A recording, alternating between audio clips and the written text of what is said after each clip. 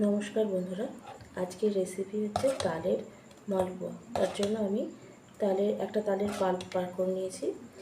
আর এর মধ্যে দেবো আমি একটা নারকেল কোড়া। নারকেল কোড়ার সঙ্গেই আমি 1 কাপ পরিমাণ চিনি একটু ঘুরিয়ে নিয়েছি, তাই আলাদা করে কোনোভাবে চিনি দিচ্ছি না। যেহেতু মালপোয়া আমি রসে চড়াবো, তাই 1 কাপ পরিমাণ চিনি আমি দিয়েছি। এরপরে এর মধ্যে দিয়ে দেবো 3 কাপ পরিমাণ সুজি। যেহেতু এটা মালপোয়া, এবার সুজির পরিমাণটা একটু বেশিই দেবো।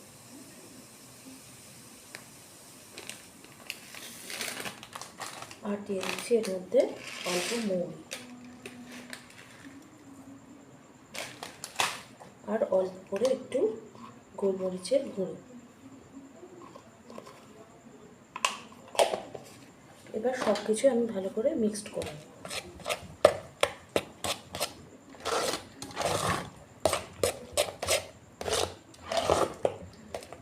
এবারে এর মধ্যে অল্প অল্প করে আমি আটা দিচ্ছি। আপনারা চাইলে ময়দাও দিতে পারেন, আমি এখানে আটা দিচ্ছি। এইভাবে এটাকে আমি মেখে নেব। দেখুন আমার মাখাটা রেডি হয়ে গেছে। এবার আমি এটাকে 5-6 মিনিট মতো রেখে দেব, তারপর ভাজবো।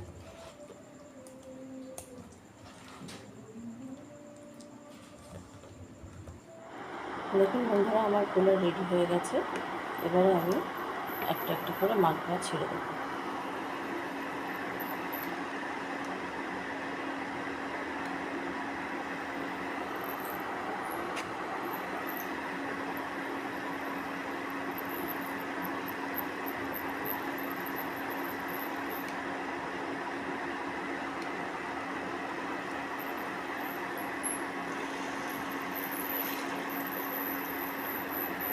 এইভাবে আস্তে আস্তে আমি সব মালপোয়াগুলোকে ভেজে নেব। দেখুন বন্ধুরা, এর এক পিঠ করে ভাজা হয়ে গেছে। এবার আমি আস্তে আস্তে এগুলো উল্টে দিচ্ছি।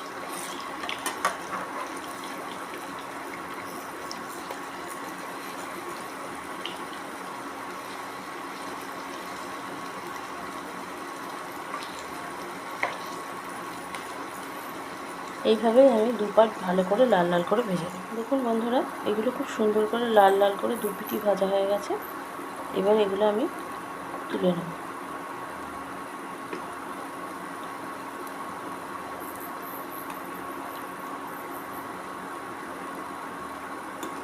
তুলে নিয়ে আমি এগুলোকে রসে দিয়ে দিচ্ছি।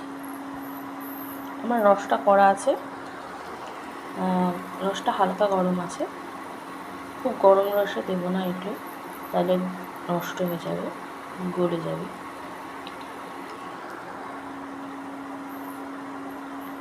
এইভাবেই আমি বাদবাকি মালপোয়াগুলো তৈরি করে নিয়ে রসে ফেলে দেব। দেখুন বন্ধুরা, আমার তালের মালপোয়া রেডি হয়ে গেছে। কত সুন্দর রসে ভর্তি হয়ে গেছে এগুলো দেখুন। এইভাবে আপনারাও বাড়িতে বানিয়ে খান তালের মালপোয়া। আর কমেন্ট করে জানান কেমন লাগলো। যদি ভালো লাগে একটা লাইক করবেন আর শেয়ার করে আমার পাশে থাকবেন। নমস্কার।